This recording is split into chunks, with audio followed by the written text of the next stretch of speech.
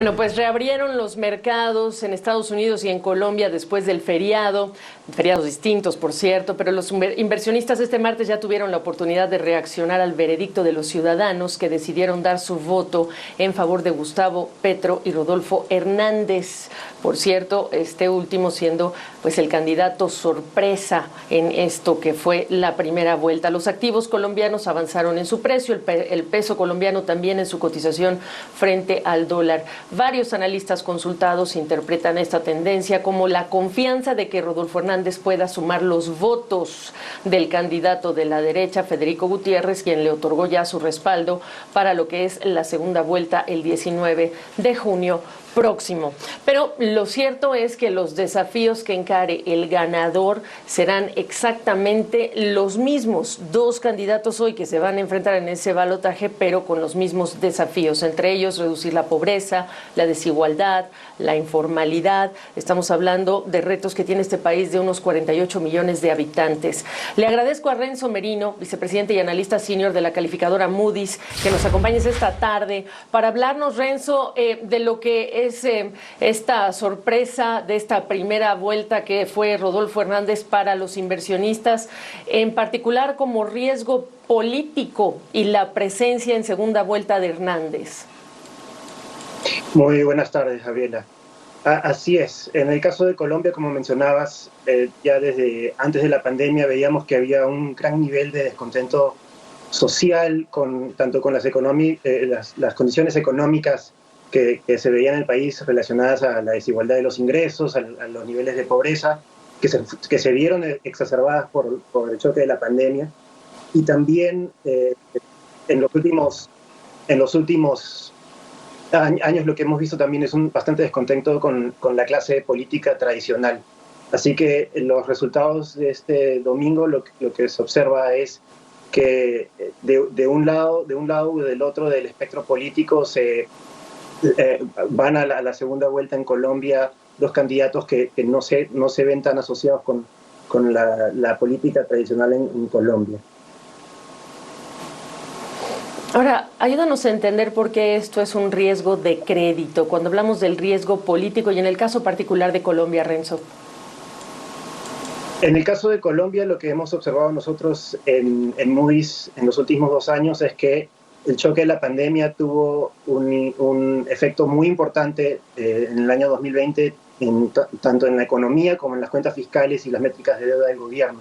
Y esto es importante porque eso explica mucho la habilidad del gobierno de financiarse en los mercados financieros para poder sostener déficits fiscales que en parte se ven explicados por gastos tanto de inversión pública como también de apoyos sociales. En el caso de Colombia, en Moody's, en octubre del año pasado, Moody's determinó que los fundamentos del perfil crediticio del gobierno, tanto económicos, institucionales y fiscales, todavía se veían asociados con un perfil crediticio del grado de inversión. En el caso de Moody's, con una calificación del nivel Baa2, 2 peldaños dentro de lo que se conoce como grado de inversión. Sin embargo, en octubre del año pasado, lo que Moody's decidió también fue cambiar la perspectiva de negativa estable con la expectativa de que en los próximos años iba a haber una reducción del déficit fiscal acompañada de una mejora en las condiciones económicas, y eso iba a llevar a que se estabilicen los números de deuda del gobierno en los próximos años. Una incógnita que sí existía en ese momento eran las elecciones. Perdón la interrupción, solamente quería agregar que esta es una economía que despunta respecto de otras en la región con un crecimiento o un rebote después del COVID-19 de más de 10% el año pasado, 8,5% de expansión en el primer trimestre, una inflación sí como todos los países, pero es también la más alta en varios años, más de 9%. Aquí quizá lo que importa es, y algunos lo dicen, si las decisiones difíciles que hay que tomar hacia adelante, digamos que van a ser fáciles o no fáciles, gobernabilidad. Aquí incluyo el factor de la polarización política sobre la posibilidad de implementar estrategias, incorporándolo un poco a esto que nos estás explicando del riesgo político. Así es. Las condiciones económicas claramente han mejorado, aunque estamos en medio de un choque importante, inflacionario y también, bueno, en cuanto a relacionar los precios de los commodities, donde Colombia, por la relación que existe con la exportación del petróleo, se ve posiblemente afectada positivamente. Eso lo hemos visto en parte también apoyando las expectativas de crecimiento económico para este año. Pero más allá de eso, una de las preguntas que se tenían a raíz de las elecciones era hacia dónde iba a ir la conducción de las políticas macroeconómicas hacia adelante. Con un candidato en el senador Petro que proponía un cambio bastante sustancial al modelo económico del país, que creaba algo de incertidumbre para los inversionistas en cuanto a la continuidad del manejo macroeconómico prudente que ha caracterizado a Colombia en las últimas décadas y a través de choques bastante importantes en los últimos años.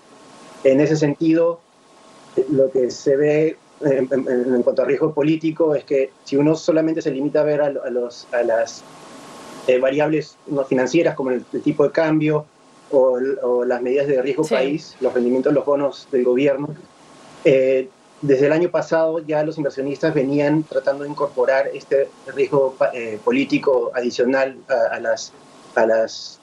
relacionado a las elecciones por el hecho de que el senador Petro iba liderando las encuestas.